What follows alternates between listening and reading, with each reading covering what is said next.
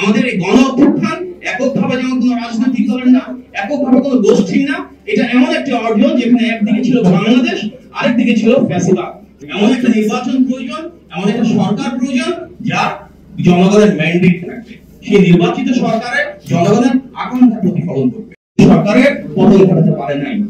যখন একটি ফ্যাসিবাদী সরকারের বিরুদ্ধে একটি গণতান্ত্রিক রাজনৈতিক দল থাকে, তখন তার সকল শ্রেণী পেশার মানুষের অংশগ্রহণের মাধ্যমে একটা গণ অভ্যুত্থানের প্রয়োজন হয়।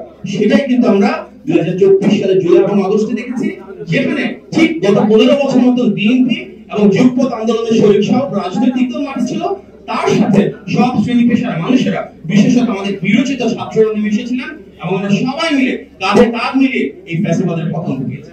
সুতরাং উপস্থিত সুধীবৃন্দ, আমাদের এই গণ অভ্যুত্থান এককভাবে যেমন কোনো রাজনৈতিক দলের না, এককভাবে কোনো গোষ্ঠীর না, এটা এমন একটি অর্জন যেখানে একদিকে ছিল বাংলাদেশ, আরেকদিকে ছিল ফ্যাসিবাদ।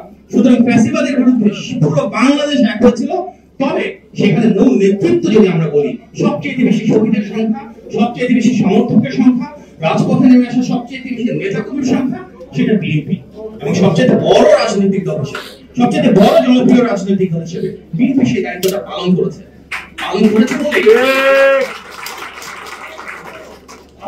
বলে আমরা দেখেছি 5ই আগস্ট যখন সরকারের পতন হলো, সবার আগে কিন্তু আমাদের সেই নেতার বক্তব্য প্রচার হয়েছিল, যার বক্তব্য রাজনৈতিকভাবে ওনাকে মোকাবেলা করতে না পেরে আইন এবং আদালতের মাধ্যমে আওয়ামী লীগ দমন করেছিল।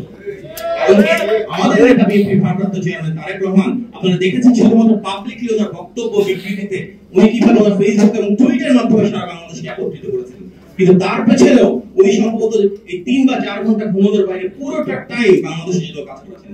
রিজভি ভাই আছেন, উনি দেখেছেন ওনার কিভাবে রিজভি ভাইয়ের নির্দেশনা এবং নেতৃত্বে তারেক রহমানের নেতৃত্বে বাংলাদেশে আমরা উনি পৌঁছে দিয়েছিলেন। সুতরাং আমরা যখন একটা নির্মোহ জরিপের মাধ্যমে, পর্যালোচনার মাধ্যমে এই গণ অভ্যুত্থান কিভাবে হলো, তার প্রেক্ষাপট গত 15 বছরে কিভাবে তৈরি হলো, সেটা তৈরি করতে পারবো, তখনই আমরা গণ অভ্যুত্থানের আকাঙ্ক্ষাটাকে ধারণ করতে পারবো। আর সেই গণ অভ্যুত্থানের আকাঙ্ক্ষা ছিল কি? সংবিধানের সংশোধন না, গণ অভ্যুত্থানের আকাঙ্ক্ষা ছিল এমন একটা সরকার যেটা জবাবদিহিমূলক হবে।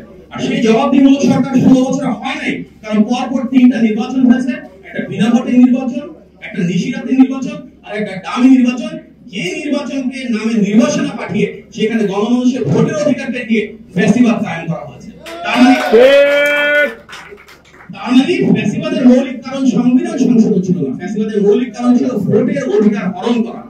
আমরা যদি সেই বাংলাদেশ গড়ে তুলতে চাই, আমাদের সেই এমন একটা নির্বাচন প্রয়োজন, এমন একটা সরকার প্রয়োজন যা জনগণের ম্যান্ডেট থাকবে, সেই নির্বাচিত সরকারের জনগণের আকাঙ্ক্ষা প্রতিফলন করবে।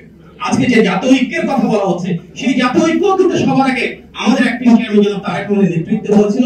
সেই জাতীয় ঐক্যের কারণেই কিন্তু আমরা 2023 সালে যুগপৎ আন্দোলনের শরীক সকল রাজনৈতিক দল এক হয়ে সেই ঐতিহাসিক আমাদের 31 দফা পেয়েছিলাম আমার কাছে।